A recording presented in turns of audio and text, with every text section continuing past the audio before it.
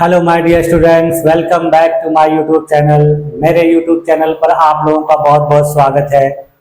Dear students, आज की class में हम लोग सामाजिक विज्ञान यानी एसएसटी के तहत मौर्योत्तर काल के जो कुछ प्रमुख विशेषताएं हैं उनको देखेंगे। क्योंकि इस काल में हमारे देश में कला का बहुत ज़्यादा मात्रा में विकास हुआ था, जिसमें विभिन्न प्रकार के गुफा, विभिन्न प्रकार के चैट, विहार और हिंदू देवी देवताओं की मूर्तियां, बुद्ध की मूर्तियां, इन सब चीजों का बहुत तेजी से विकास हुआ था। और इस काल में एक व्यापारिक मार्ग था जो बहुत ही प्रसिद्ध था, जिसको हम लोग रेशम मार्ग के नाम से जानते हैं। तो ये सारी चीजें हम लोग आज की क्लास में देखेंगे। तो आज की क्लास आप लोगों के लिए बहुत ही इंपॉर्टेंट है। इसको आप लोग देखेंगे तो इससे आपको क्वेश्चन परीक्षा में जरूर आते हैं। तो चलिए देखा जाए कि इस काल की जो कुछ प्रमुख विशेषताएं क्या थी। क्योंकि इस काल में देखिए अपने देश के भी कुछ शासकों के द्वारा शासन किया गया। उसके बाद फिर यहाँ पर कुछ विदेशी शासक भी आए थे। तो विदेशियों के आने से हमारे देश में क्या प्रभाव पड़ा है ना, हम लोगों ने उनसे क्या क्या चीजें सीखी, उन लोगों ने हमसे क्या क्या चीजें सीखी, ये सारी चीजें हम आज की क्लास में देखें। ठीक है, चलिए देखते हैं।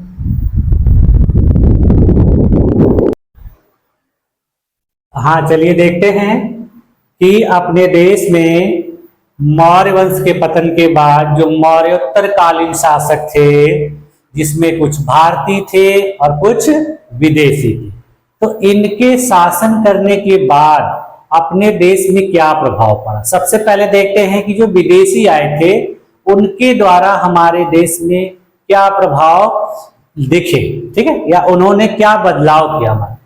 तो आइए चलिए देखते हैं, उसको हम लोग एक एक पॉइंट टॉपिक वाइज देखेंगे, महत्वपूर्ण बिंदुओं को देखेंगे। जैसे इसलिए मैंने इसका देखिए हेडिंग भी दिया आप लोगों को कि मौर्योत्तर कालीन पारस्परिक आदान प्रदान। पारस्परिक आदान प्रदान का मतलब कुछ उन्होंने हमें बताया, हमने उनसे सीखा, और कुछ उन्होंने हमसे सीखा। तो इनमें चलते हैं, देखते हैं। देखिए सबसे पहले देखते हैं हम लोग तकनीकी के क्षेत्र, है ना, यानी टेक्नोलॉजी, नई तकनीक क्या क्या वो लोग लाए। देखिए सबसे पहले उन्होंने सोना और चांदी की धातुओं से सिक्के बनाने का प्रचलन शुरू किया। ठीक है, यानी सोना और चांदी के सिक्के बनाना किसने शुरू किया? हिंद यूनानी और कुषाण शासकों। देखिए यह विधि पूर्व प्रचलित चांदी की चादर के कटे हुए टुकड़ों में लगे ठप्पों के सिक्कों से अधिक सुंदर और स्पष्ट। इसका मतलब यह है कि इसके पहले भी चांदी की जो बड़ी बड़ी चादर टाइप की होती थी उससे भी सिक्के बनाए जाते थे, लेकिन उस पर मुहर और ठप्पे के द्वारा सिक्के बनाए जाते। लेकिन ये जब आए तो इसमें इन्होंने बहुत अच्छी अच्छी चित्रकारियां की, बहुत से अच्छे चित्र बनाए। तो ये इनकी बहुत अच्छी थी, बहुत सुंदर देखने में लगती थी। मैं आप लोगों को सिक्के दिखाऊंगा भी। देखिए फिर देखिए इन सिक्कों में राजाओं के चित्र और लिपि बहुत ही सुंदर व स्पष्ट थी। यानी इसमें जिन लोगों का चित्र बनाया गया, जो राजा या शासक, और उसके साथ साथ में जो चीजें लिखी गई थी वो बहुत स्पष्ट थी, एकदम पहचाना जा सकता था।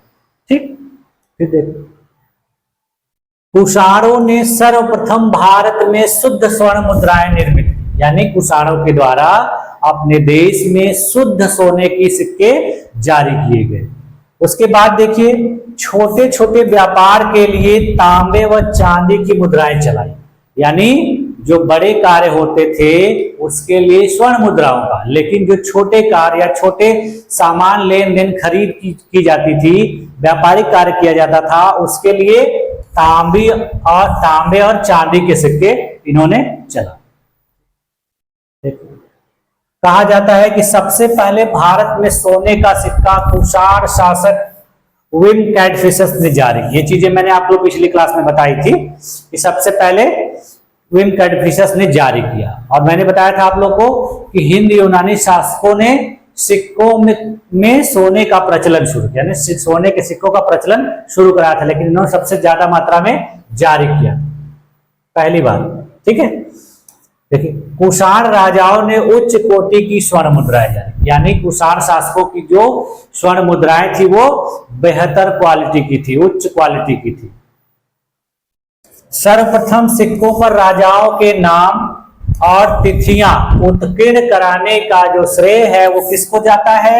इंडो ग्रीक, यानी इंडो ग्रीक शासकों ने सबसे पहले सिक्कों पर शासकों का नाम, राजाओं का नाम और तिथियां, डेट लिखवाना शुरू किया। फिर देखिए,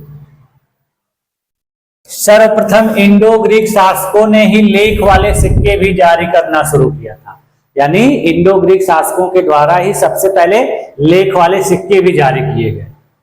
ठीक, फिर देखिए, जो यवन शासक था मिनांडर, उसकी जो कांसे की मुद्राएं थी उस पर धर्म चक्र का चिन्ह भी मिलता है, यानी उसने महात्मा बुद्ध से संबंधित धर्म चक्र को भी अपने सिक्कों पर अंकित करवाया। अब देखिए उस काल के जो सिक्के थे, देखिए स्वर्ण सिक्के हैं, इस पे आपको दिख रहा है कि कितने स्पष्ट रूप से चित्र बनाया गया, इसमें शासक को दिखाया गया, उसके हाथ में देखिए हथियार हैं, इधर देखिए कुछ कमंडल टाइप का दिख रहा है, उसके बाद इसके देखिए और भी अस्त्र शस्त्र हैं, उसके बाद ये इसके चारों तरफ कुछ लिखा हुआ है, ठीक है, उसको बहुत अच्छे वस्त्र पहनाए गए हैं, देखिए वो इस तरह से बनाए। इसमें देखिए देवी की मूर्ति बनाई गई है, देखिए उनको उनके सवार पे बैठा हुआ दिखाया गया, उनको उनके हाथों में सारे औजार दिए गए हैं, उसके बाद देखिए उनके सिर पर कुछ पहनाया गया है, फिर उसके बगल में लिखा गया है। तो इस प्रकार से, और देखिए इनकी आकृति भी एकदम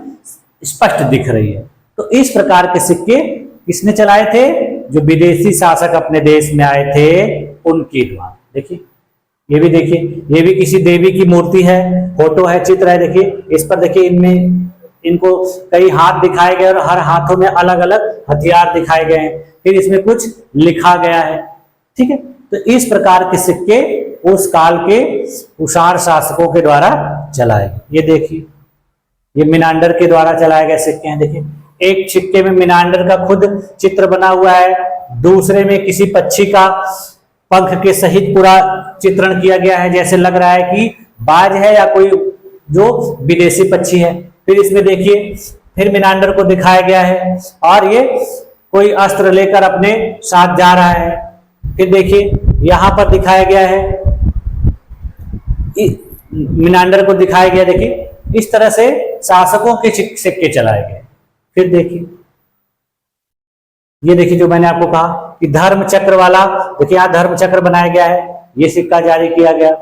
फिर देखिए ये महात्मा बुद्ध के प्रतीक चिन्हों से संबंधित, देखिए ये बोधि वृक्ष से संबंधित है, ये चक्र से संबंधित है। तो इस प्रकार के सिक्के उस काल के शासकों के द्वारा प्रचलन में लाए गए। ठीक है, आगे देखिए अब ये देखिए ये सातवाहनों के द्वारा चलाए गए सिक्के। देखिए इनकी आकृति और उसकी आकृति में आपको बहुत काफी डिफरेंस दिखेगा। देखिए भारतीय शासक मतलब कोई सजावट नहीं थी, जैसे तैसे सिक्के जारी करते। देखिए तांबे के सिक्के हैं सातवाहनों के द्वारा, ठीक है, इनके सिक्के देखिए, और आपने जो भी विदेशियों के सिक्के देखे थे इसमें देखिए ना सही से कटिंग की गई है, टेढ़ा मेढ़ा है, ठीक है, ऐसे चौकोर है, और इस पे जो आकृतियां भी बनाई गई वो बहुत स्पष्ट नहीं है। ठीक है, तो इस प्रकार के सिक्के भारतीयों के द्वारा जारी किए गए।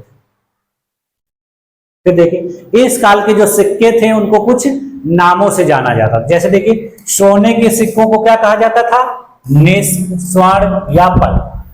ठीक है, देखिए चांदी के सिक्कों को शतमान कहा जाता था।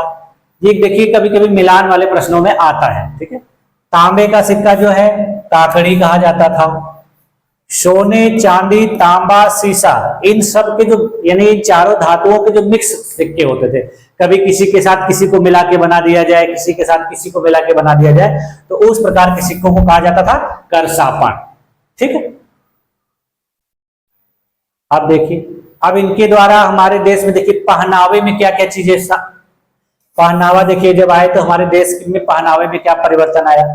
देखिए शक व कुषाण शासक जो है पगड़ी, कुर्ती, पाजामा, लंबे जूते और भारी लंबे कोट यानी शेरवानी को प्रचलन में लाए। यानी ये सब चीजें जो हमारे देश में अभी भी प्रचलन में है, तो इनको लाने का श्रेय किसे दिया जाता है? शकों और कुषाणों को। यानी उनके आने के बाद ही ये सब चीजें जो कुर्ता, पैजामा, जूता, शेरवानी, पगड़ी, ये सब सारी चीजें उनके आने से ही अपने देश में आई। फिर देखिए व्यापार में देखिए क्या नयापन आया।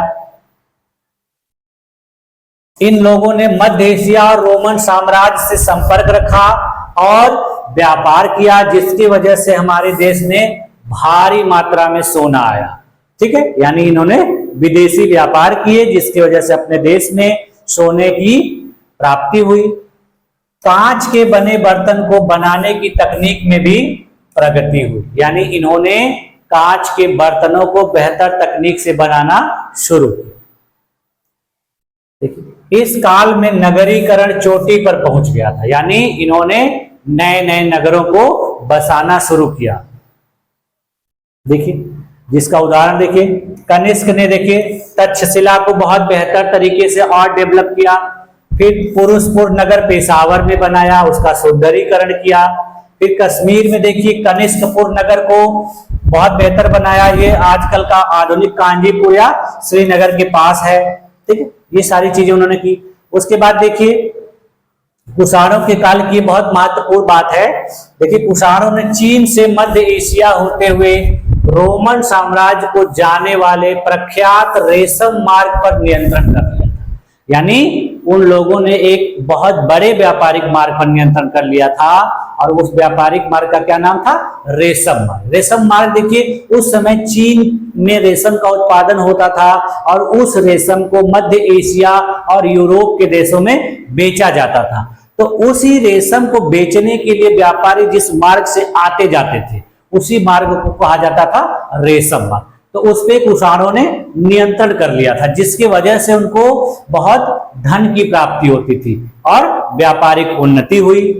ठीक है, देखिए, जिससे भारतीय व्यापार के लिए नए अवसर मिले और भारतीय व्यापार में वृद्धि हुई। ठीक है, ये था व्यापार का। अब देखिए विज्ञान प्रौद्योगिकी में हिंद यूनानियों के संपर्क में आने से खगोल एवं ज्योतिष शास्त्र में प्रगति हुई, यानी हिंद यूनानी जब अपने देश में आए तो खगोल विज्ञान और ज्योतिष के क्षेत्र में काफी प्रगति हुई। देखिए, इनके आने से ही अपने देश में जो दिवसों का, यानी हम लोग जो दिन जानते हैं कि रविवार, सोमवार, मंगलवार, बुधवार, बृहस्पतिवार, शुक्रवार, शनिवार, तो ये जो ग्रहों और उपग्रहों के नाम पर हम अपने दिनों को पुकारते हैं, ये किसकी देन है? इन्हीं लोगों की देन है। यानी हम लोग सप्ताह के सभी दिनों को अपने ग्रहों, उपग्रहों और सूर्य के नाम पे पुकारते हैं। जैसे देखिए, सूर्य के नाम पर हम लोग किसको, कौन सा दिन पुकारते हैं? रवि। देखिए, चंद्रमा के नाम पर हम लोग सोमवार, बाकी मंगल, बुध, बृहस्पति, शुक्र, शनि, ये चारे हैं। तो इन सबको हम लोगों को पुकारने का जो कारण है ये इन्हीं लोगों से लिया गया है। देखिए, जैसे रवि, सोम, मंगल, शनि, ये सब हमने किससे सीखा? यूनानियों से सीखा। यानी यूनानी इसी प्रकार से पुकारते थे जिससे हम लोग भी पुकारते। लेकिन अपने देश में यूनानी औषधि पद्धति की जानकारी हुई और इसका विकास हुआ। आज भी देखिए बहुत सी जगहों पर यूनानी पद्धति से इलाज किया जाता है। ठीक है, यूनानी पद्धति की डिग्रियां भी मिलती, बहुत से लोग देखेंगे आप लोग जो डॉक्टर होते हैं वो अपने बोर्ड पर इस प्रकार से लिखे होते हैं, यानी BUMS की जो डिग्री होती है ये भी मिलती है। इसका मतलब होता है बैचलर ऑफ यूनानी मेडिसिन एंड सर्जरी। ठीक, तो इस प्रकार की डिग्रियां आज तक भी चलती हैं, लोग डिग्री लेते हैं, पर इलाज चलता है। तो ये सारी चीजें कौन लाया था? यूनानी। इसके बाद देखिए, कनिष्क के समय में एक महान चिकित्सक हुए जिनका नाम था चरक। ठीक है, और इनके द्वारा चिकित्सा की एक पुस्तक लिखी गई जिसका नाम था चरक संहिता। ठीक है, इस पुस्तक में देखिए 600 से ज्यादा औषधियों के बारे में लिखा गया। इन्हें अपने पुस्तक में 600 से ज्यादा दवाओं के बारे में लिखा है। और देखिए इसमें कुछ निर्देश भी दिए गए हैं। क्या निर्देश दिए गए हैं? देखिए, यह पुस्तक कहती है कि चिकित्सक को अपने मरीजों से विश्वासघात नहीं करना चाहिए। कहने का मतलब है कि डॉक्टर को एकदम नैतिक होना चाहिए, अपने मरीजों के साथ किसी भी प्रकार की धोखाधड़ी नहीं करनी चाहिए, उसको एकदम अच्छे तरीके से उसका इलाज करना चाहिए। ठीक, अब देखिए मूर्तिकला, ये देखिए बहुत ज्यादा इसमें इसका विकास हुआ, उन्नति हुई। क्यों? क्योंकि जो विदेशी आए, खास करके कुषाणों के काल में अपने देश में देवी देवताओं का मूर्तियों का निर्माण बहुत तेजी से किया जाने लगा। और इसके दो देखिए प्रमुख केंद्र थे। देखिए, कनिष्क के समय में भारत में दो नवीन कला शैलियों का जन्म हुआ, जिसे हम लोग गांधार एवं मथुरा कला के नाम से जानते हैं। ठीक है, देखिए इस कला के दो प्रमुख केंद्र थे, एक मथुरा और दूसरा गांधार। मथुरा देखिए हमारे वर्तमान उत्तर प्रदेश का जो मथुरा जिला है, और गांधार जो है तक्षशिला और पेशावर वाला जो क्षेत्र है वहां पर। ठीक, देखिए कहा जाता है कि बुद्ध की प्रतिमा की कल्पना एवं निर्माण सर्वप्रथम गांधार मूर्ति शैली के मूर्तिकारों द्वारा की गई। यानी कहा गया कि महात्मा बुद्ध को ईश्वर के रूप में, मनुष्य के रूप में सबसे पहले अगर किसी ने कल्पना किया और उसका निर्माण किया तो किसने किया? गांधार शैली के जो मूर्तिकार थे उन्होंने।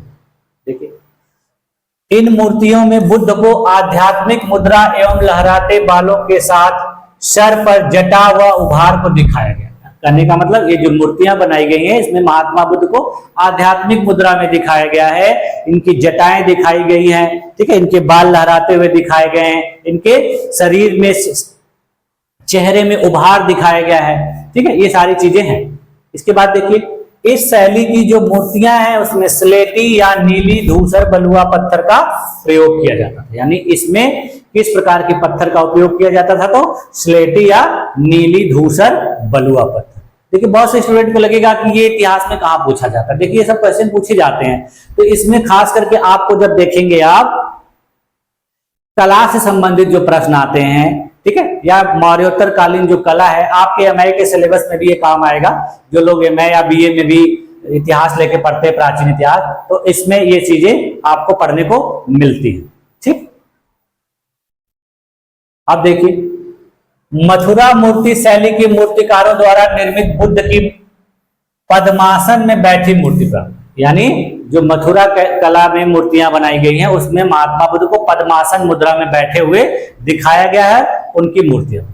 इसमें देखिए सिर के पीछे प्रभा मंडल है, ठीक है, और चेहरे पे प्रसन्नता का भाव है। वहां देखिए क्या है? आध्यात्मिक मुद्रा में बैठे हुए। यहां पर देखिए चेहरे पर प्रभा मंडल है और मुस्कुराते हुए दिख रहे हैं। और ये मूर्तियां किससे बनाई गई हैं? लाल बलुआ पत्थर से। वहां देखिए कैसे बनाई गई थी? अलग प्रकार के पत्थर का प्रयोग किया था, यहाँ पर लाल बलुआ पत्थर का प्रयोग किया। देखिए ये उस काल की कुछ महात्मा बुद्ध की मूर्तियां हैं। देखिए अलग अलग, देखिए पद्म पाणी मुद्रा, यहाँ देखिए खड़े हैं, ठीक है, इस प्रकार की मूर्तियां बनाई गई हैं। फिर देखिए इसमें देखिए आध्यात्मिक मुद्रा में बैठे हुए हैं महात्मा बुद्ध। यहाँ देखिए प्रसन्न चित्र मुद्रा में बैठे हुए आशीर्वाद देते हुए दिखाया गया। यहाँ पे देखिए काफी अलंकरण किया गया, इनको कुछ साल वगैरह उड़ाए गए। देखिए इनके कमर में कुछ आभूषण पहनाया गया है, फिर शरीर पे पहनाया गया, फिर देखिए यहाँ पे इनके कानों में कुछ पहनाए गए हैं। तो ये देखिए बहुत अलंकृत है, ये बहुत सादा है, सिंपल। देखिए ये देखिए ये एक बहुत देखिए विशाल मूर्तियों का संग्रह है। जैसे देखिए इसमें दिखाया गया है कि महात्मा बुद्ध, जब कहने का मतलब है कि महात्मा बुद्ध के जीवन से संबंधित पूरी कथाओं को मूर्तियों के माध्यम से प्रदर्शित किया गया है। इनको देखिए हम लोग जानते हैं जातक कथाओं के नाम से। तो इसमें देखिए दिखाया गया है कि जब उनकी माता गर्भवती थी तो उनको माया की जो देवियां थी वो आके उनको बता रही थी कि आपका पुत्र जन्म होने के बाद ये बनेगा, ऐसे होगा। उसके बाद देखिए जब महात्मा बुद्ध का जन्म हुआ तो सभी लोग खुशी मना रहे हैं, उल्लास मना रहे हैं, यानी उनके महल में खुशियां मनाई जा रही हैं, ठीक है। फिर देखिए यहां पर भी देखिए लोग आनंद मना रहे हैं, खुशी मना रहे हैं। फिर यहाँ देखिए महात्मा बुद्ध को जब वो घर छोड़कर, महल छोड़कर जा रहे थे घोड़े पर बैठ के, यानी ये क्या है? महाविनिष्क्रमण इसको दिखाया गया कि महात्मा बुद्ध कैसे अपने महल को छोड़कर चले गए। फिर देखिए यहाँ दिखाया गया है कि धर्मचक्र प्रवर्तन, यानी पहली बार जो उपदेश दे रहे हैं ये दिखाया गया है। उसके बाद देखिए एक अलंकृत स्तूप बनाया गया है। ये सारी चीजें देखिए चित्रों के माध्यम से उस काल के लोगों के द्वारा प्रदर्शित की गई थी, ठीक है। इससे आपको पता चल रहा है कि उस काल में देखिए कला कितने तेजी से विकसित हो रही है। आप लोगों ने पहले की कलाओं को देखा होगा, सिंधु घाटी सभ्यता या मौर्य काल में तो इतनी बेहतरीन कला आपको देखने को नहीं मिलती, ठीक। अब देखिए इनके आने से अपने देश में राज व्यवस्था में किस प्रकार का बदलाव हुआ। देखिए जब ये शासक आ गए तो राजा में देवत्व की भावना की प्रणाली शकों एवं कुषाणों से प्राप्त हुई।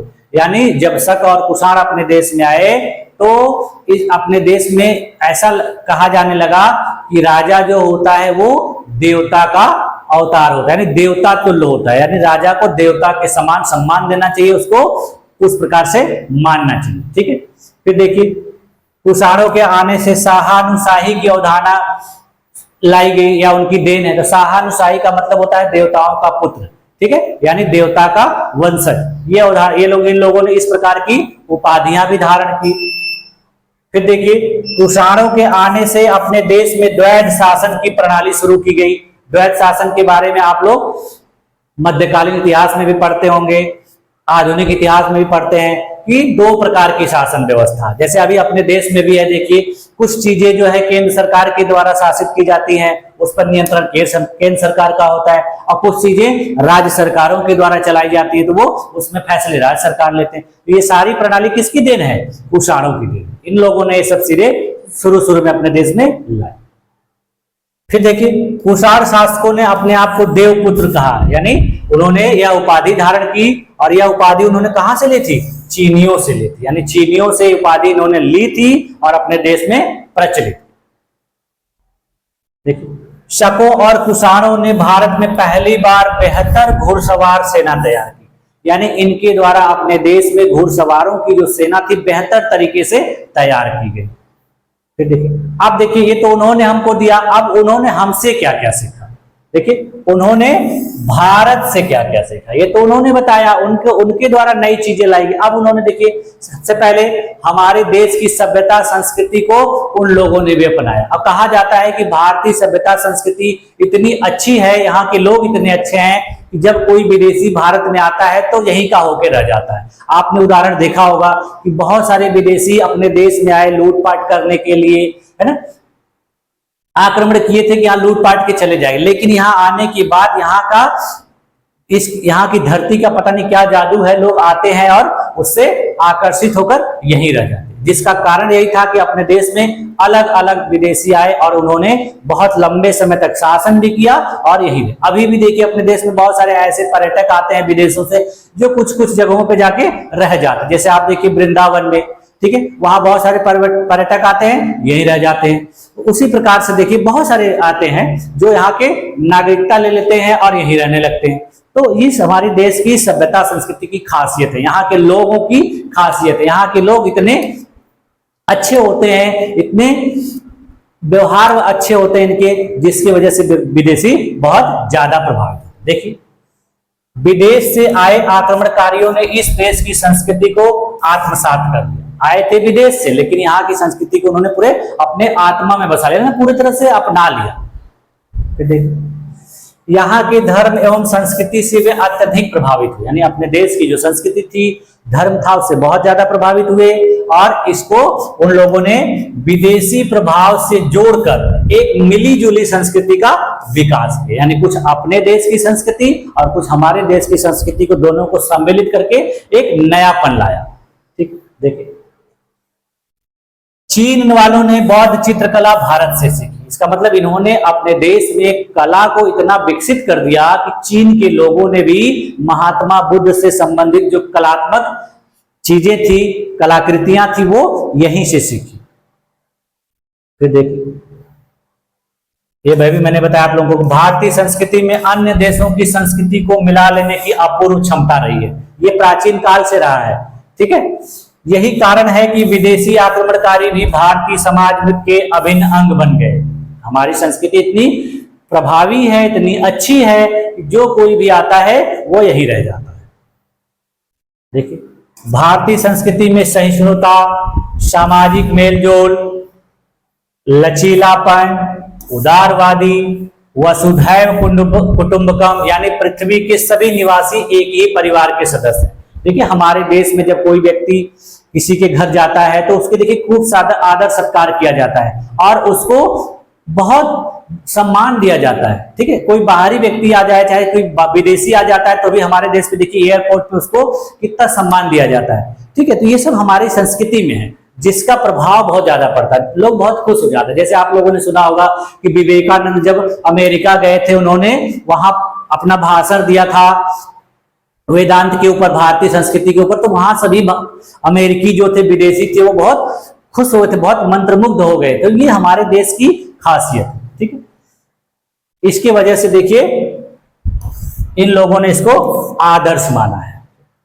देखिए यही कारण है कि ये भारतीय संस्कृति आज भी विद्यमान है। जबकि देखिए हमारी संस्कृति इतनी अच्छी है, इतनी बेहतर है, जिसका प्राचीन काल से चलन चलता आ रहा है, लेकिन ये और भी विकसित होती चली जा रही है। लेकिन बहुत सी विदेशी संस्कृतियां जो नष्ट हो चुकी हैं, उन्होंने किसी दूसरी की संस्कृति को अपना लिया है। जैसे आप लोगों ने पढ़ा होगा कि अपने देश के अलावा विश्व में कुछ और भी महत्वपूर्ण संस्कृतियां थी। जैसे देखिए मेसोपोटामिया, मिस्र, यूनान, रोम, यहाँ की भी संस्कृतियां थी। लेकिन इन लोगों की संस्कृतियां क्या हो चुकी हैं, पूरी तरह से लुप्त हो गई हैं, और उनके केवल भौतिक अवशेष बचे, यानी उनको पहले का जो अवशेष है वो बचा हुआ है। इन लोगों ने किसी दूसरे देशों की संस्कृतियों को अपना लिया। जैसे देखिए मिस्र और मिस्र, ये सब इराक, ईरान, इन सब देशों में देखिए अलग संस्कृति। कुछ लोगों ने अंग्रेजी कल्चर को अपना लिया है, कुछ लोगों ने इस्लाम संस्कृति को अपना लिया, लेकिन अपने देश की संस्कृति पहले जैसे ही उसी तरह से,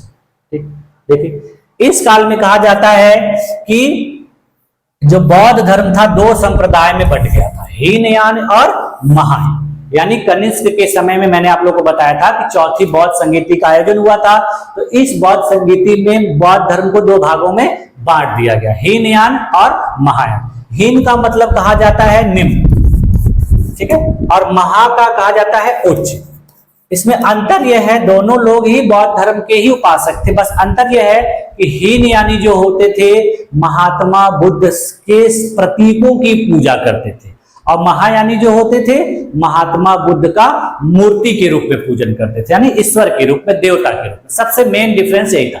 और हीनयान जो है अपने देश में ही सीमित रह गया, यानी अपने देश में ही इसको मानने वाले लोग हैं। लेकिन महायान जो है ये अपने देश से विदेशों में भी बहुत ज्यादा प्रचलित हुआ, और वर्तमान में भी बहुत ज्यादा इसका प्रचलन विदेश में। बस ये मेन अंतर यही, ठीक है। उसके बाद देखिए जो विदेशी शासक कनिष्क था, कुषाण शासक, वो भी महायान का संरक्षक था, यानी उसने महायान को बहुत ज्यादा संरक्षण दिया और इसका प्रचार प्रसार खूब किया।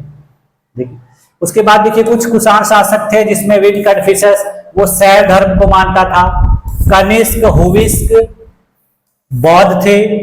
वासुदेव जो था वो शैव और वैष्णव था। देखिए इन लोगों ने अलग अलग धर्म को अपनाया, किसी ने शैव धर्म को अपनाया, किसी ने वैष्णव धर्म को अपनाया, और किसी ने बौद्ध धर्म। यानी हमारे देश के धर्मों को भी इन्होंने अपनाया और उसको संरक्षण दिया, उसको बहुत आगे तक बढ़ाया।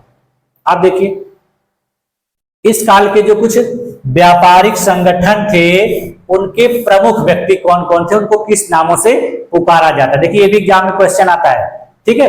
ये आपको कभी कभी मिलान वाले में आता है, कभी कभी एक लाइन वन लाइनर क्वेश्चन में पूछता है। देखिए इसे कि ज्येष्ठक किसे कहा जाता था उस समय, तो ज्येष्ठक किसे कहा था, पुग का प्रधान, यानी किसी क्षेत्र का जो व्यापारिक संगठन था उसका जो प्रधान होता था उसको कहा जाता। सार्थ किसे कहा जाता था, व्यापारियों के समूह, यानी जो व्यापारी होते थे उनके समूह का जो हेड होता था उसको कहा जाता था सार्थ। सार्थवाह देखिए क्या होता था, व्यापारिक प्रधान होता था। निगम देखिए किसे कहा जाता था, व्यापारिक समिति या संगठन को निगम कहा जाता था। श्रेष्ठी देखिए कौन होते थे, निगम के प्रधान होते थे। प्रमुख देखिए कौन होते थे, ये भी निगम के प्रधान, यानी निगम के प्रधान जो होते थे उनको दो नामों से पुकारा जाता था, श्रेष्ठी और दूसरा प्रमुख। इस काल में देखिए कुछ महत्वपूर्ण ग्रंथ लिखे गए, जो ग्रंथ आज भी बहुत प्रचलित हैं, ठीक है। जिसमें देखिए अष्टाध्यायी लिखी गई जो पाणिनि के द्वारा लिखी गई, ये व्याकरण की सर्वश्रेष्ठ पुस्तक मानी जाती है। देखिए पतंजलि के द्वारा महाभाष्य लिखा गया, पतंजलि भी बहुत महान ऋषि माने जाते हैं और इनका आज भी बहुत बड़ी मात्रा में प्रचलन है, लोगों के द्वारा सम्मान मिलता है। चरक संहिता लिखी गई चरक के द्वारा, ठीक है। उसके बाद देखिए नाट्य शास्त्र लिखा गया भरत मुनि के द्वारा। कहा जाता है कि अपने देश में नृत्य और संगीत की सबसे प्रामाणिक और विशिष्ट पुस्तक क्या है, यही, यानी इसके द्वारा ही अपने देश में संगीत कला और नृत्य कला का जन्म कहा जाता है माना। उसके बाद देखिए कामसूत्र लिखा गया वात्स्यायन के द्वारा, ये देखिए काम कलाओं से संबंधित पुस्तक है, ठीक है। फिर उसके बाद देखिए शूद्रक के द्वारा मृच्छकटिकम लिखी गई। फिर देखिए भास के द्वारा स्वप्न वासव दत्ता लिखी गई। ये सब बहुत महत्वपूर्ण पुस्तकें हैं, इनसे बहुत सारी जानकारियां मिलती हैं। देखिए अश्वघोष के द्वारा बुद्ध चरित लिखी गई।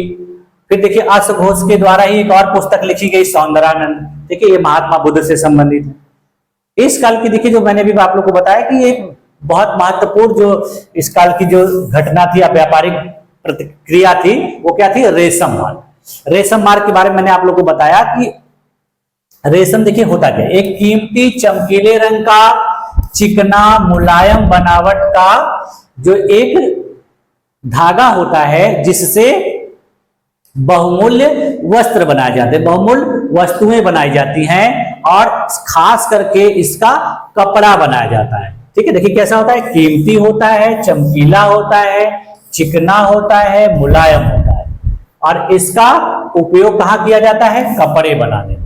ये देखिए बहुमूल्य माना जाता है यानी बहुत कीमती होता है। ठीक है, तो रेशमी जो कपड़ा तैयार करना है वो बहुत एक जटिल प्रक्रिया होती है। रेशम को प्राप्त करना ही अपने आप में एक जटिल प्रक्रिया होती है क्योंकि यह आसानी से नहीं किसी पेड़ पौधे पर उगता है। इसके लिए कुछ रेशम के कीड़ों को पालना पड़ता है और फिर उनसे रेशम प्राप्त होता है। देखिए रेशम के कीड़े से कच्चा रेशम निकालकर सूत कताई होती है और फिर उससे कपड़ा बुना जाता है। यानी रेशम के कीड़ों को पाला जाता है, उनसे रेशम निकलता है, वो रेशम कच्चा होता है, फिर उसको पकाया जाता है, फिर उससे धागे बनाए जाते हैं, तब कपड़ों की बुनाई की। तो इसीलिए बहुत जटिल प्रक्रिया, लेकिन यह बहुत कीमती होता है। रेशम बनाने की जो तकनीक थी सबसे पहले उसका आविष्कार कहाँ हुआ था, चीन में हुआ था, आज से करीब 7000 साल पहले। ये देखिए एग्जाम में क्वेश्चन पूछा गया है कि रेशम बनाने की तकनीक का आविष्कार सबसे पहले कहाँ हुआ था, तो कहाँ हुआ था, चीन में हुआ। ठीक, फिर देखो इस तकनीक को उन्होंने हजारों साल तक बाकी दुनिया से छुपाए रखा। यानी ये तकनीक उन्होंने खोज ली थी लेकिन दुनिया के और देशों को उन्होंने नहीं बताया था, वो अपने देश तक ही सीमित रखा था। बाद में धीरे धीरे जब समय के बाद उन लोगों ने ही इसको पैसे लेकर दूसरे लोगों को बेचना शुरू किया, तब जाके और लोगों को इसके बारे में पता चला। देखिए ये लोग जो होते थे चीन से इन रेशम के वस्त्रों को देखिए पैदल, घोड़ों या ऊंटों पर कुछ दूर दूर की जगहों पर जाते थे और अपने साथ उस रेशमी कपड़े थे। देखिए ये आपको सीटेट के एग्जाम में पूछा गया, अभी हाल फिलहाल में एक दो एग्जाम में, चाहे पिछले बार भी पूछा गया, उसके पिछले ये पूछा गया था कि रेशम मार्ग पर जो व्यापारी आते जाते थे वो किस माध्यम से जाते थे। तो देखिए इसमें पैदल जाते थे, घोड़ों पे जाते थे, ऊंट पे जाते थे। उसमें कभी कभी आप लोग को दे देगा बैलगाड़ी से जाते थे, हाथी से जाते थे, तो गलत हो जाएगा। तो ये तीन चीजें आप लोग ध्यान रखिएगा, ये पूछा गया है और पूछा भी जाता है। ठीक है, तो ये लोग इस माध्यम से जाते थे। जिस रास्ते से ये लोग यात्रा करते थे यही रास्ता क्या कहलाता था, रेशम मार्ग या सिल्क रूट। ये बहुत प्रसिद्ध था। ठीक, इसी रेशम मार्ग पर देखिए इस समय चीन जो है एक बहुत बड़ा रास्ता तैयार कर रहा है जो बहुत विवादित है। यह रास्ता देखिए कहां से गुजर जाएगा, हमारे देश का जो पाक ऑक्यूपाइड कश्मीर है पीओके, वहां से होते हुए जाएगा पाकिस्तान, पाकिस्तान से अफगानिस्तान, फिर ईरान होते हुए ये कहां चला जाएगा, यूरोप चला जाएगा। तो ये अभी विवादित है। इसी को चीन कह रहा है कि मैं अपने प्राचीन रेशम मार्ग को क्या कर रहा हूं, विकसित कर रहा हूं। ठीक है, तो ये विवादित है। देखिए कभी कभी चीन के शासक ईरान और पश्चिमी एशिया के शासकों को उपहार के तौर पर रेशमी कपड़े भेजते थे। कहने का मतलब कभी कभी यहाँ के जो चीन के शासक होते थे वो पश्चिमी एशिया और ईरान के शासकों को उपहार के रूप में रेशमी कपड़े भेजते थे, जिसके वजह से इस रास्ते से जाना पड़ता था। यहाँ से रेशम के बारे में जानकारी और भी पश्चिम की ओर फैल गई। जैसे जैसे इनके वस्त्रों को दूसरे दूसरे जगहों पर ले जाकर बेचा गया, उपहार के रूप में दिया गया, तो और भी लोगों को जानकारी हो गई। करीब 2000 साल पहले रोम के शासकों और धनी लोगों के बीच रेशमी कपड़े पहनना एक फैशन बन गया। यानी बाद में धीरे धीरे यह और भी देशों में बहुत प्रसिद्ध हो गया और वहां के लोगों ने रेशमी कपड़े पहनना एक तरह से फैशन के तौर पे, शौकीन दिखने के तौर पे करना शुरू किया। इसकी कीमत बहुत ही ज्यादा होती थी क्योंकि चीन से इसे लाने में दुर्गम पहाड़ी और रेगिस्तानी रास्तों से होकर जाना पड़ता था। कहने का मतलब इसकी कीमत इसलिए बढ़ जाती थी कि इसको चीन से दूसरे देशों में ले जाने में बहुत मुसीबत आती थी। मतलब ठंडी बर्फीले रास्तों से आते जाते थे लोग, काफी समय लगता था, जिसमें इनका आने जाने का खर्च, खाने पीने का खर्च, ये सारी चीजें उसमें जोड़ के बहुत महंगा हो जाता है। आजकल भी देखिए हम लोग बहुत सारे सामान खरीदते हैं जो दूर से आती हैं या फिर किसी दूसरे देश से आती हैं, तो वो उस देश में तो बहुत सस्ती होती है, लेकिन हमारे पास आते आते उसमें बहुत सारे टैक्स लग जाते हैं, बहुत सारा खर्च जुड़ जाता है, गाड़ियों का किराया जुड़ जाता है, जिसकी वजह से वो चीजें महंगी हो जाती है। तो वही हाल ये था।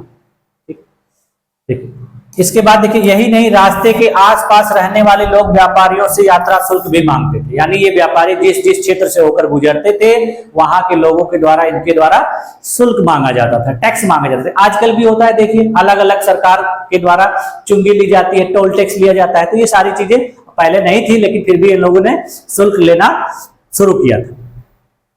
फिर देखिए कुछ शासक बड़े बड़े हिस्सों पर अपना नियंत्रण करना चाहते थे, क्योंकि इस रास्ते पर यात्रा कर रहे व्यापारियों से उन्हें कर, शुल्क तथा तोहफों के जरिए लाभ मिलता। यानी जो बड़े बड़े शासक होते थे वो बड़े बड़े हिस्सों पर नियंत्रण कर लेना चाहते थे, जिसके वजह से इनको टैक्स भी मिलेगा और उपहार भी मिलेगा, ये सारी चीजें, उनको पैसे भी मिलेंगे, इसलिए कर लेते थे। ठीक है, इसके बदले ये शासक इन व्यापारियों को अपने राज्य से गुजरते वक्त लुटेरों के आक्रमणों से सुरक्षा, यानी ये इनसे टैक्स लेते थे, इनसे उपहार लेते थे, लेकिन इस रास्ते से गुजरने वाले जो व्यापारी होते थे उनको ये लोग सुरक्षा भी प्रदान करते थे, यानी इनके सामान को कोई लूट ना पाए। ठीक, अब देख कहा जाता है कि सिल्क रूट पर नियंत्रण रखने वाले शासकों में सबसे प्रसिद्ध जो थे कुषाण, यानी इस रास्तों पर सबसे बड़ा नियंत्रण, सबसे प्रभावी नियंत्रण किसका था? कुषाणों।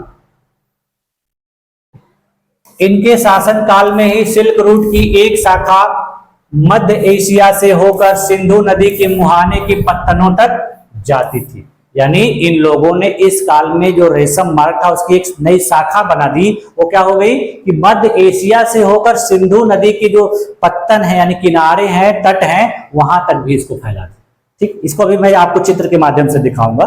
देख फिर देखिए, फिर यहां से जहाजों द्वारा रेशम पश्चिम की ओर रोमन साम्राज्य तक पहुंचता था। यानी पहले पैदल जाते थे, अब इन्होंने क्या कर दिया, इसको जली मार्ग से जोड़ दिया कि पैदल जाने में बहुत ज्यादा समय लगता है। अब क्या करते थे लोग, यहीं से घुमा के सिंधु नदी के किनारे तटवर्ती क्षेत्रों तक पहुंचा देते थे। उसके बाद ये लोग जली मार्ग से इसको जल्दी पहुंचा देते थे।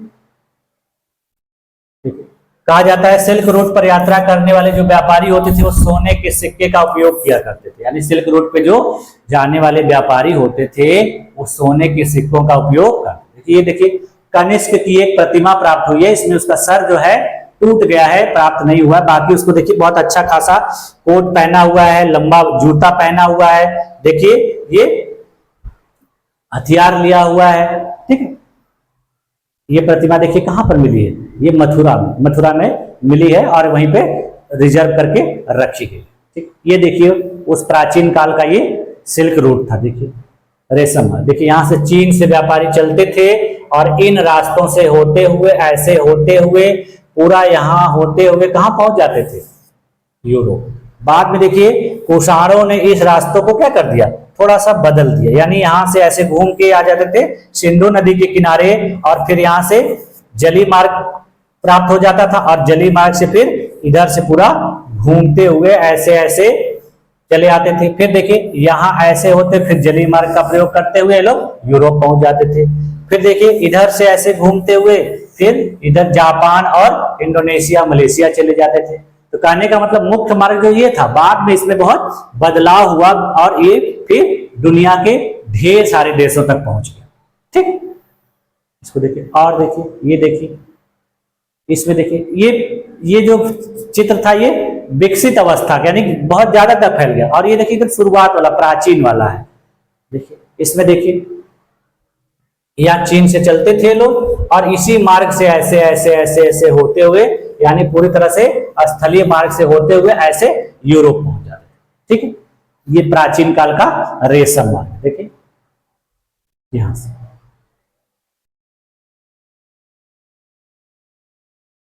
अब आइए आगे देखते हैं और चीज। अब देखिए इस काल में बौद्ध धर्म का बहुत ज्यादा प्रचार प्रसार हुआ, क्योंकि कनिष्क जो है बौद्ध धर्म का बहुत कट्टर समर्थक था, बहुत अच्छा संरक्षक था। देखिए इसके काल में देखिए क्या क्या हुआ। कहा जाता है कुषाणों का सबसे प्रसिद्ध राजा कनिष्क था। इसने अपने देश में 1900 साल पहले शासन किया था। इसने देखिए एक बौद्ध परिषद का गठन किया जिसमें एकत्र होकर विद्वान महत्वपूर्ण विषयों पर विचार विमर्श करते थे। ठीक है, इसके काल के जो महत्वपूर्ण विद्वान थे अश्वघोष, उन्होंने देखिए बुद्ध की जीवनी लिखी जिसको बुद्ध चरित के नाम से जाना जाता है। ठीक है, और वो इसी के दरबार में रहते भी थे। देखिए अश्वघोष तथा अन्य बौद्ध विद्वानों ने संस्कृत में लिखना शुरू कर दिया। यानी पहले बौद्ध रचनाएं किस भाषा में की जाती थी? प्राकृत भाषा में। ठीक है, अब पाली में लिखी जाती थी, लेकिन बाद में इन्होंने अब संस्कृत में लिखना शुरू कर दिया। इस समय बौद्ध धर्म की एक नई धारा महायान का विकास, ये मैंने आप लोगों को पहले बता दिया है कि महायान इस काल में बहुत ज्यादा विकसित हुआ। उसका कारण यही था कि कनिष्क के द्वारा इसी को संरक्षण दिया गया था। इस काल की जो बौद्ध मूर्तियां थी उसकी दो मुख्य विशेषताएं। देखिए इसको मैंने आपको मूर्ति में दिखा दिया था। पहले की जो मूर्तियां थी बुद्ध की उपस्थिति सिर्फ कुछ संकेतों के माध्यम से दर्शाई जाते थे।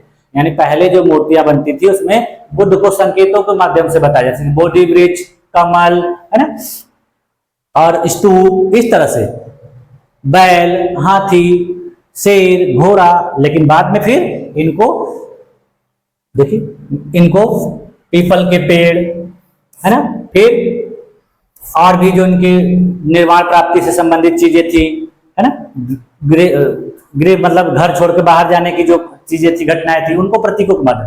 बाद में देखिए बुद्ध की प्रतिमाएं बनाई जाए, बाद में इनको प्रतिमा के रूप में दिखाया जाने लगे।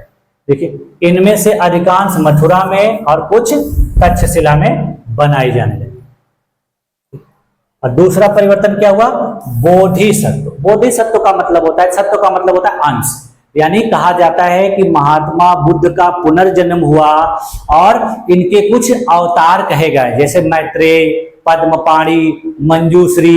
ठीक है, तो इन लोगों को कहा जाता है कि महात्मा बुद्ध के अवतार हैं। मैत्रेय को कहा जाता है कि अभी इनका जन्म नहीं हुआ, जन्म होगा। ठीक है, तो कहा जाता है इसमें महात्मा बुद्ध का अंश है, ये लोग उनके अवतार हैं, तो उनको पूजा जाने लगा। ठीक है, बोधिसत्व देखिए उन्हें कहते हैं जो ज्ञान प्राप्ति के बाद एकांतवास करते हुए ध्यान साधना कर सकते थे। कहा जाता था कि इनमें महात्मा बुद्ध का अंश है और ये लोग ध्यान साधना करते हुए एकांत में रहकर क्या करते थे? ज्ञान प्राप्त करते थे और लोगों को उपदेश देते थे, शिक्षा। ऐसा करने के बजाय वे लोगों को शिक्षा देने और मदद करने के लिए सांसारिक परिवेश में ही रहना ठीक समझने लगे। बाद में क्या हो गया? ये लोग एकांतवास छोड़ दिए और समाज में ही रहने लगे। समाज में रह के लोगों को शिक्षा देते थे और उनको ज्ञान प्रदान करते थे, उनकी सहायता करते थे। बाद में देखिए धीरे धीरे बोधिसत्व की पूजा काफी लोकप्रिय हो गई और पूरे मध्य एशिया, चीन और बाद में कोरिया तथा जापान तक भी फैल। यानी बोधिसत्व जो है इतने प्रसिद्ध हो गए कि समाज में लोगों के बीच रहने लगे, अब एकांत में नहीं रहते थे और लोगों को हेल्प करते थे, उनको ज्ञान प्रदान करते थे, उनको शिक्षा देते थे। और यही देखिए आजकल भी होता है अपने देश में भी, जहां जहां बौद्ध धर्म के भिक्षु रहते हैं वो देखिए कुछ कुछ जगहों में पूरे एकांत में रहते हैं, लेकिन कुछ जगह देखिए समाज के बीच में रहते हैं। देखिए बौद्ध धर्म का प्रसार पश्चिमी और दक्षिणी भारत में बहुत तेजी से हुआ, जहां बौद्ध भिक्षुओं के रहने के लिए पहाड़ों में दर्जनों गुफाएं खोदी गई। बाद में देखिए जब इसका बहुत ज्यादा प्रचार प्रसार हो गया, बहुत ज्यादा बौद्ध भिक्षु हो गए, तो इसके लिए क्या हो गई? गुफाएं खोदी जाने लगी और इनको पूजा के रूप में चैत्य बनवाए जाने लगे। वहां रहने के लिए जो बौद्ध भिक्षु थे विहार बनवाए जाने लगे। ये सारी चीजें होने लगी। तो इससे अपने देश में देखिए स्तूपों का खूब निर्माण होने लगा, चैत्य बनाए जाने लगे, विहार बनाए जाने लगे, ये सारी चीजें होने लगी।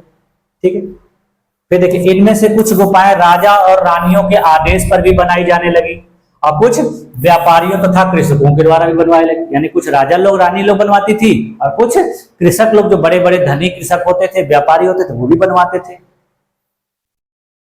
इनमें से ज्यादातर गुफाएं पश्चिमी घाट के दर्रों के पास बनाई गई। पश्चिमी घाट का मतलब कि जो अपने देश में वर्तमान महाराष्ट्र वाला क्षेत्र है, वहां पर इन प्रकार की गुफाएं बहुत ज्यादा बनाई गई। जैसे आप लोग जानते होंगे अजंता, एलोरा, भाजा, कारले, ठीक है, ये सारी गुफाएं इन सब क्षेत्रों में बनाई। दक्कन के शहरों और तटों के समृद्ध बंदरगाहों और इन्हें जोड़ने वाली सड़कें भी इन्हीं दर्रों से होकर गुजरती थी। यानी दक्षिण भारत के जो शहर हैं, जो तट हैं, जो बंदरगाह हैं, वहां जाने के जो रास्ते होते थे वो इन्हीं गुफाओं के अगल बगल से होकर गुजरते, जिसके वजह से वहां पे व्यापारी भी ठहरते थे और बौद्ध भिक्षु भी ठहरते थे। देखिए, यात्रा करने वाले व्यापारी इन गुफाओं में विश्राम करने के लिए रुकते थे। देखिए, बौद्ध धर्म का प्रचार देखिए दक्षिण पूर्व की ओर बहुत तेजी से हुआ। श्रीलंका, म्यांमार, थाईलैंड, इंडोनेशिया और दक्षिण पूर्व एशिया के देशों में भी हुआ। ठीक, इसमें देखिए थेरवाद नामक बौद्ध धर्म का आरंभिक रूप इन क्षेत्रों में कहीं कहीं अधिक प्रचलित। थेरवाद देखिए एक अलग शाखा है। अब देखिए, ये देखिए, ये गुफा का चित्र है। देखिए किस प्रकार पहाड़ के नीचे काट कर गुफा बनाई गई, देखिए उसके दरवाजे हैं, इसके देखिए कितने अच्छा अलंकरण हुआ है, कितनी अच्छी चित्रात्मक आकृतियां बनाई गई हैं। देखिए कितना अच्छा बनाया गया। ये देखिए एक बहुत बड़ा पहाड़ है, उसको काट के इस प्रकार की गुफाएं बनाई गई। ये देखिए, ये देखिए एक चैत्य का फोटो है। देखिए इसमें देखिए महात्मा बुद्ध के गर्भगृह में बनाया गया है। इसके बाद देखिए पहाड़ को काट के इसके अंदर बनाया गया। इसको देखिए बगल में विहार बनाए गए, यानी वहां ठहरने के लिए, विश्राम करने के लिए। तो ये क्या है, चैत्य और विहार और गुफा तीनों का सम्मिलित रूप है। पहाड़ के अंदर, गुफा के अंदर चैत्य है और चैत्य के बगल में विहार। फिर देखिए, ये देखिए एक और देखिए चैत्य का उदाहरण है। देखिए कितना अच्छा बनाया गया, नहीं पहाड़ों को काट कर कितनी अच्छी मीनारें बनाई गई, कितनी अच्छी डिजाइन से, तरीके से बनाया गया। देखिए इसके बाद फिर इस पे देखिए बहुत सारे आकृतियां बनाई गई हैं। देखिए फिर उसके बाद अंत में देखिए जो पूजा स्थल, गर्भगृह बनाया गया, देखिए महात्मा बुद्ध वहां पे बैठे हुए हैं। ठीक है, देखिए कितनी अच्छी कलाकृति पहाड़ों के अंदर इन लोगों के द्वारा की गई थी। पहाड़ों को काट काट के गुफाएं बनाई गई, फिर गुफाओं के अंदर चैत्य बनाए गए और वहां पे विहार बनाए गए। अब देखिए तीर्थयात्रियों की जिज्ञासा। देखिए व्यापारी काफिलों में तथा जहाजों पर दूर दूर तक जाया करते थे। जो व्यापारी होते थे काफिलों के रूप में जाते थे, दूर दूर तक जाते थे। तो इनके साथ कुछ व्यक्ति जो होते थे वो तीर्थ यात्रा पर भी निकल पड़ते थे, यानी वो व्यापार करने नहीं जाते थे, इनके साथ साथ दूसरे देशों में ज्ञान प्राप्त करने के लिए, धार्मिक कार्यों के लिए चले जाया करते थे। बहुत से तीर्थयात्री भी इनके साथ यात्रा पर निकल पड़ते थे। तीर्थयात्री किसे कहा जाता है? तीर्थयात्री वे स्त्री पुरुष होते हैं जो प्रार्थना के लिए पवित्र स्थानों की यात्रा किया करते थे। ठीक है, यानी तीर्थयात्री वे लोग होते थे जो व्यापार के लिए नहीं जाते थे, बल्कि पवित्र धार्मिक स्थानों पर जाते थे, वहां पर ईश्वर की प्रार्थना करने के लिए, आराधना करने के लिए, पूजा।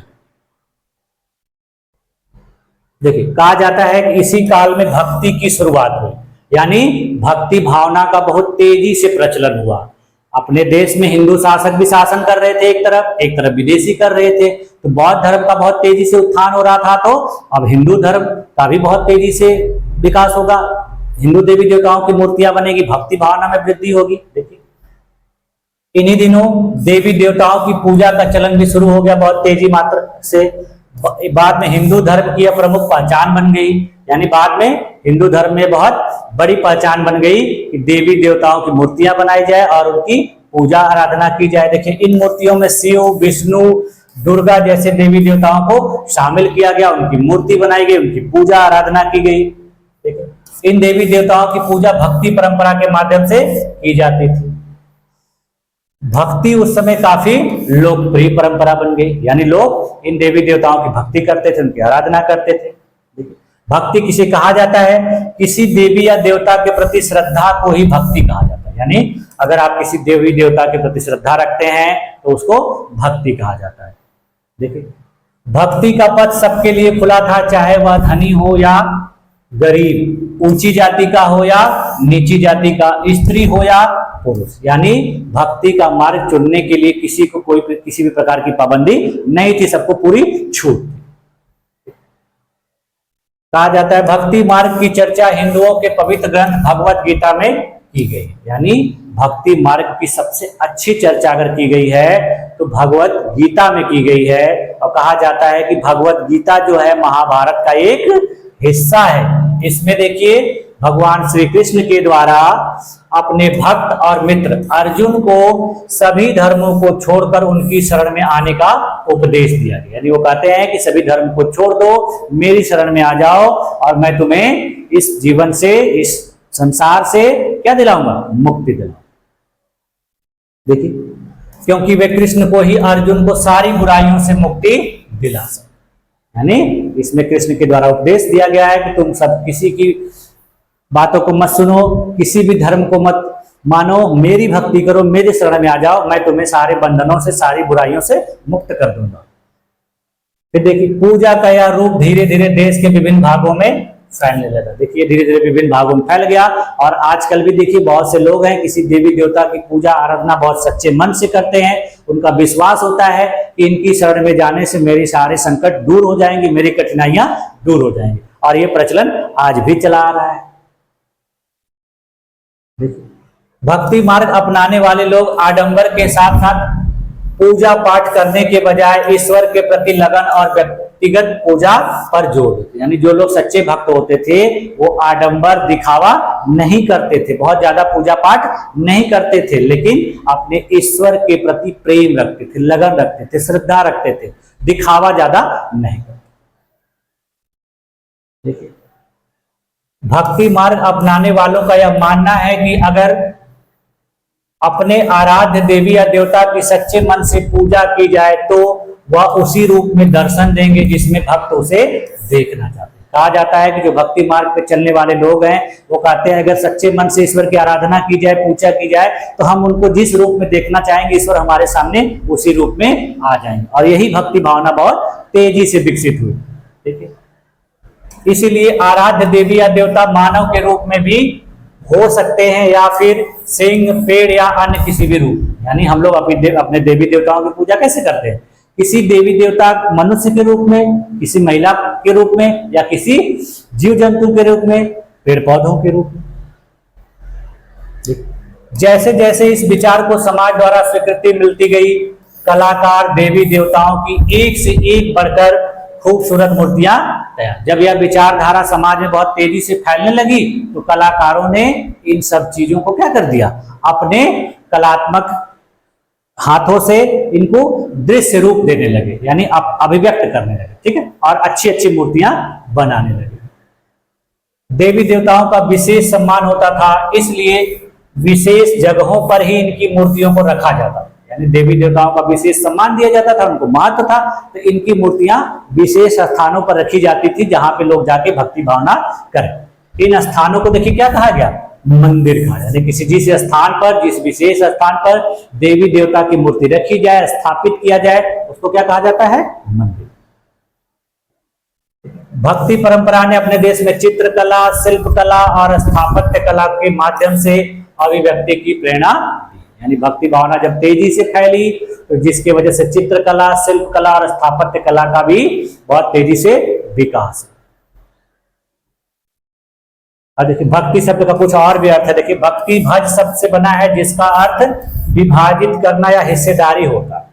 ठीक है, इसका मतलब कि यह भक्ति भगवान और भक्त के बीच परस्पर एक अंतरंग संबंध है। ठीक है, देखिए भक्ति भगवत या भगवान के प्रति झुकाव है।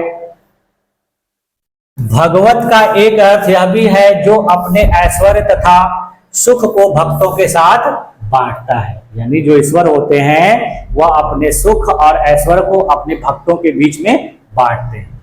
यानी भक्त या भागवत अपने देवी देवता के भाग का हिस्सेदार, यानी उनके जो चीजें इस्तेमाल की जाती हैं, जो अंश है, उसी का हिस्सेदार उनका भक्त भी होता है। अब देखिए कुछ इंपॉर्टेंट चीजें जो भारत के नामकरण से संबंधित बहुत बार एग्जाम में पूछा जाता है। मैं आपको इसमें इसलिए बता रहा हूं क्योंकि जो विदेशी लोग आए थे उन लोगों ने अपने देश को अलग अलग नामों से पुकारा। देखिए यूनानियों ने अपने देश को सबसे पहले इंडिया कहकर पुकारा। यानी यूनानी अपने देश में आए थे, इन्होंने ही अपने देश को इंडिया कहकर पुकारा है, जो नाम हम लोगों को आज भी है। सर्वप्रथम देखिए इंडिया शब्द का प्रयोग 6वीं से 5वीं शताब्दी ईसा पूर्व में किसके द्वारा किया गया था? इतिहास के पिता हेरोडोटस ने किया।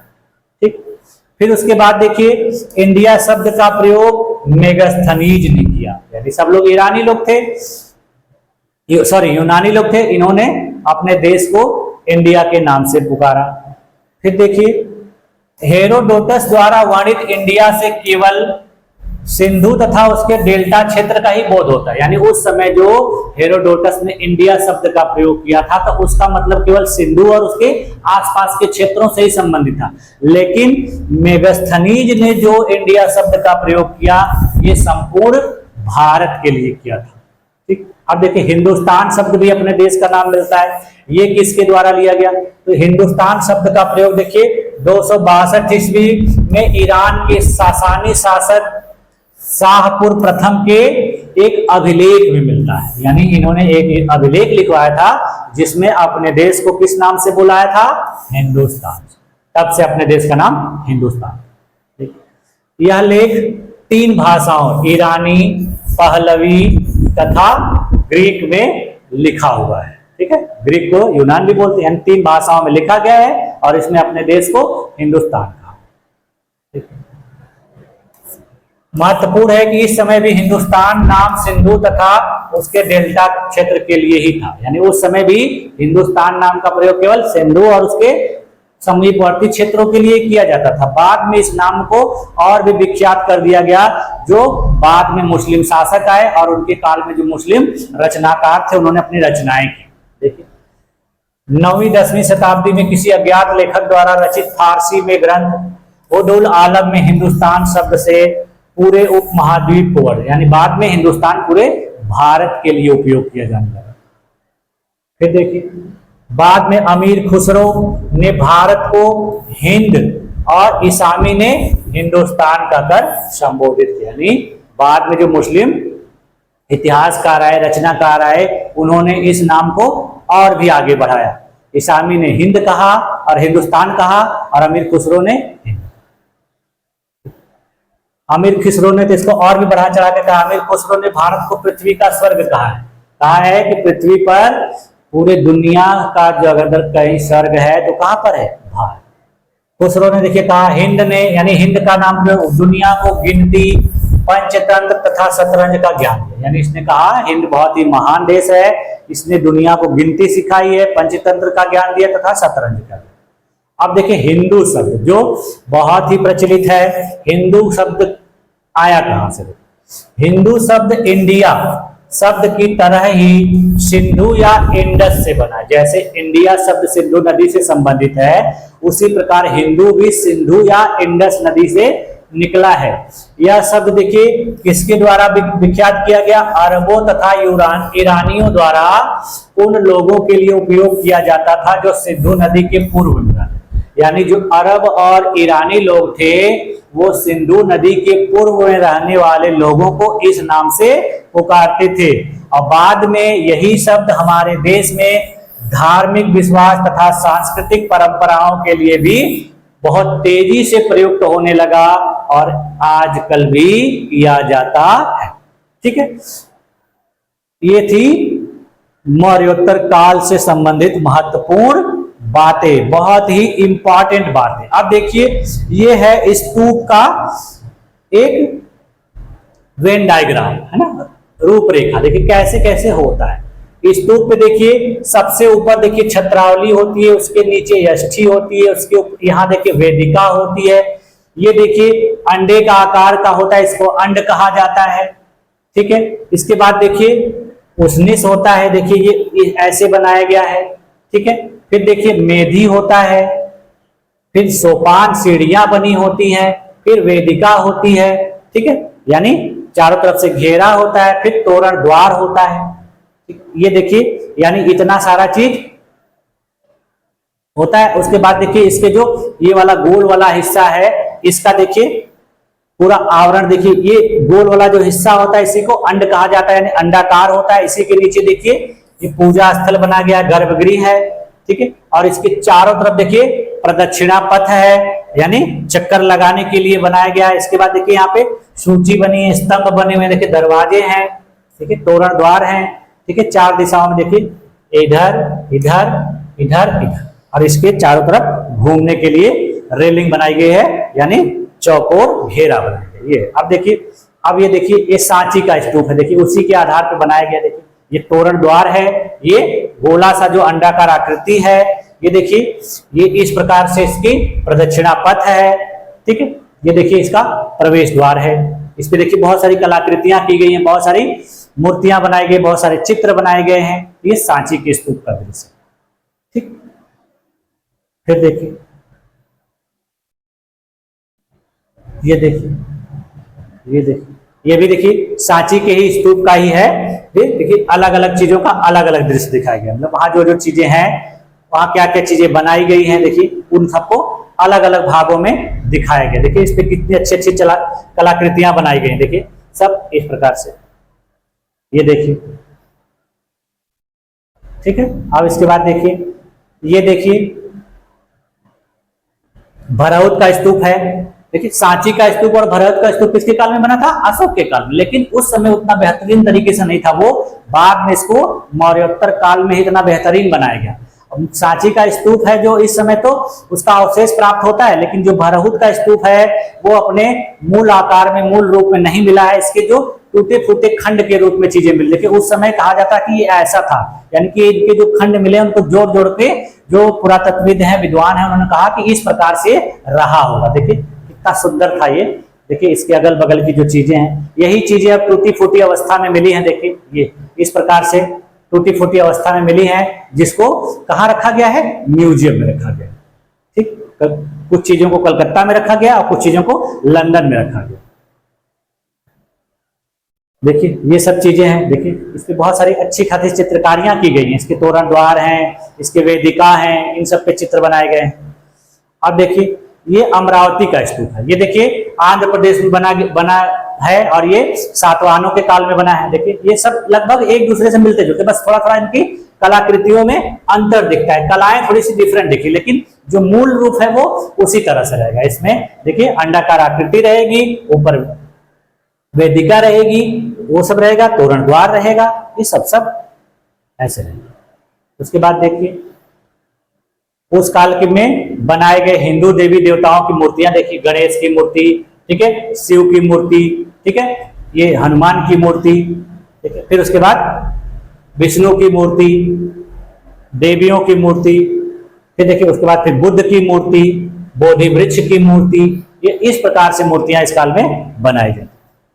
फिर और देखिए, ये देखिए विहार बनाए गए हैं गुफाओं के रूप में, पहाड़ों को काट काट के लोगों को आवास यानी विश्राम करने के लिए इस प्रकार से ढेर सारे विहार बनाए गए हैं।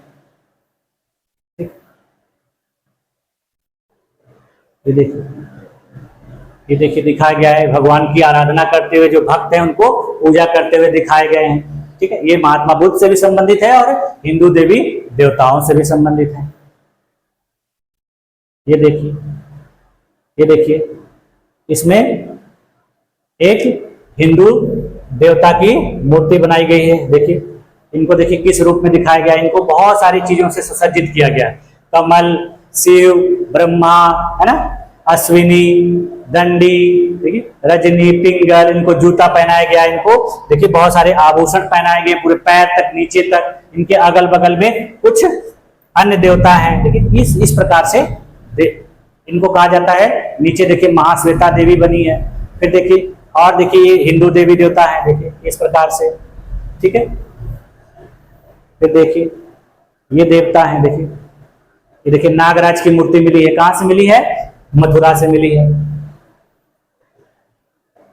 देखिए ये देखिए, ये देखिए एक देवी की मूर्ति है, यक्ष की मूर्ति, देखिए यक्ष की मूर्ति है, ये कहां से मिली है? ये भी मथुरा से मिली है। देखिए यानी मथुरा जो था हिंदू देवी देवताओं के निर्माण का प्रमुख केंद्र था। ये देखिए, ये भी देखिए दुर्गा की आकृति मिली है, नहीं देवी दुर्गा का चित्र बनाया गया है, देखिए सिक्के के ऊपर बनाया गया बहुत बेहतरीन तरीके से। फिर देखिए यहाँ पे देखिए शिव को दिखाया गया त्रिशूल के साथ, कहा जाता है कनिष्क ने भी इस प्रकार का सिक्का जारी किया। देखिए ये भी देवी माँ का मूर्ति है, देखिए ये देखिए इस प्रकार से देखिए, ये देखिए उनका उस काल के जो लोग ये औजार अस्त्र शस्त्र उपयोग करते थे, देखिए उनका यानी उनके द्वारा जो कुछ पात्र बर्तन वगैरह इस्तेमाल किए जाते थे, उनके जो हथियार होते थे उसके अग्रभाग का देखिए टूटा हुआ खंड प्राप्त हुआ है सब। ठीक है, तो ये देखिए पूरी तरह से आप लोगों ने इसको देखा समझा। अब ये जो है मौर्योत्तर काल आपको समझ में आ गया होगा कि अपने देश के इतिहास में कितना महत्व। इसी का प्रभाव आपको गुप्त काल में और भी बेहतरीन तरीके से देखने को मिलेगा। क्यों? क्योंकि गुप्त काल तक आते आते ये और भी उन्नत अवस्था में दिखेगा। ठीक है, तो आज की क्लास में बस इतना ही रखते हैं। और आज की क्लास काफी लंबी हो गई है, आप लोग सोच रहे होंगे कि सर ने आज बहुत लंबा क्लास कर, तो मेरा मकसद था कि आज इसको पूरा पढ़ा दिया जाए क्योंकि अधूरा ना छोड़ा जाए। ठीक है, तो इतने देर तक मेरे साथ बने रहने के लिए बहुत बहुत धन्यवाद। मिलते हैं अगली क्लास में।